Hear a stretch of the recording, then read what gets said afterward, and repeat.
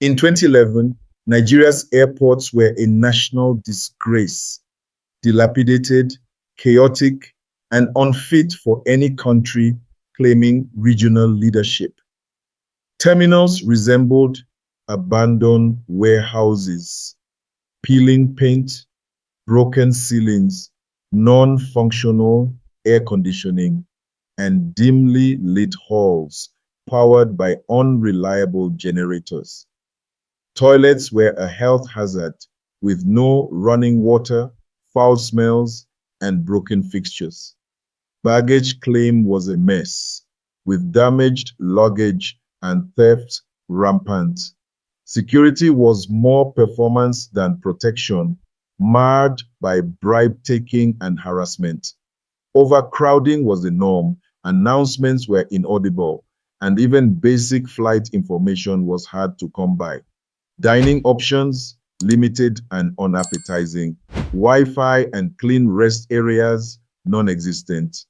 Runways and ground handling facilities were equally dismal, cracked, poorly lit, and often flooded during rains. Air travel in Nigeria felt more like a gamble than a convenience.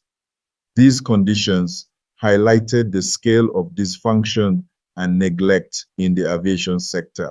Now imagine the woman put in charge of fixing that mess, rolling around in two bulletproof BMW cars worth 255 million naira, about $1.6 million at the time.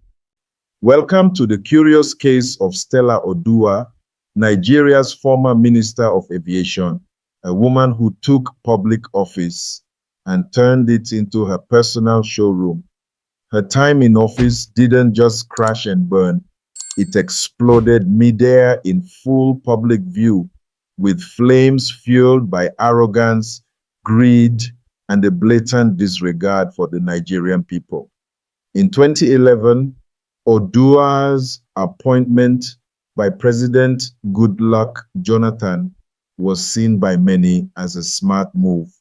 She talked tough, dressed sharp, and claimed she was ready to overhaul Nigeria's failing aviation sector. And let's be fair, there was real work to be done. Airports were falling apart, travelers were fed up, and confidence in air travel was at an all-time low. For a brief moment, it looked like she might actually deliver. Renovation projects kicked off, terminal facelifts began, Nigerians started to hope again. But behind the ribbon cuttings and press conferences was a storm brewing, one that would reveal a breathtaking level of corruption. But her tenure quickly became mired in controversy. In 2013, the first blow to her reputation came with the revelation that Oduah had authorized the purchase of two luxury BMW cars worth a staggering 255 million naira, about $1.5 million, for the Nigerian Civil Aviation Authority, NCAA. These vehicles were supposedly bought for official use, but it soon became clear that they were for her personal use. The timing of the purchase raised even more questions, especially given the poor state of Nigeria's aviation infrastructure at the time. How could a minister justify such an extravagant expense when the country's airports were in desperate need of repair? Public outrage was swift. Nigerians were furious, and the scandal quickly became a symbol of the broader issues of corruption and mismanagement within the government. Oduah doubled down. No apologies, just more bureaucratic babble in an attempt to justify the purchase, claiming the cars were necessary for the security of high-ranking officials. But her explanation did little to quell the backlash. Calls for her resignation grew louder.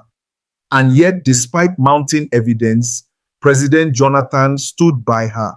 proving once again that in Nigerian politics, loyalty often trumps integrity.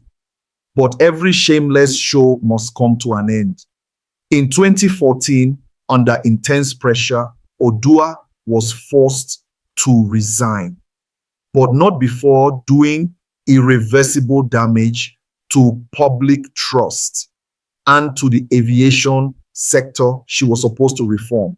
But like any good scandal in Nigeria, the cars were just the tip of the iceberg.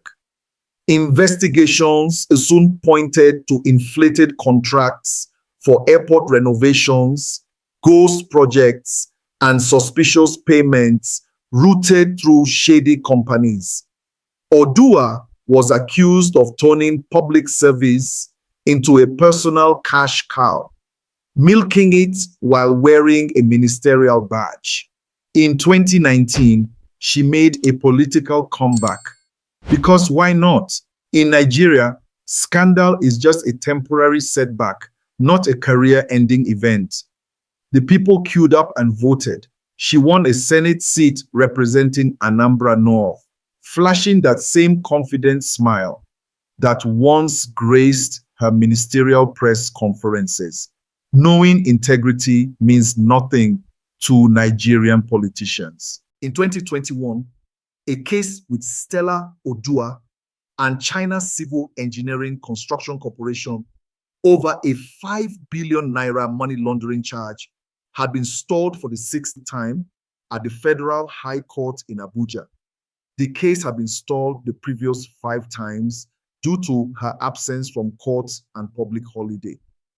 Her tenure in the Senate, short-lived, her influence diminishing, her relevance today, mostly as a case study in political impunity. STELLA ODUAH's story isn't just about one minister gone rogue. It's about a system that enables and rewards corruption. It's about how public servants treat Nigeria like a bottomless ATM and how we, the citizens, let them. We need to stop applauding political comebacks and start demanding justice. We need laws with teeth, prosecutors with backbone, and a public that refuses to forget. So here's your call to action. Speak up, share this, and demand accountability. Because if we don't, the next Oduah is already waiting in the wings, BMW keys in hand.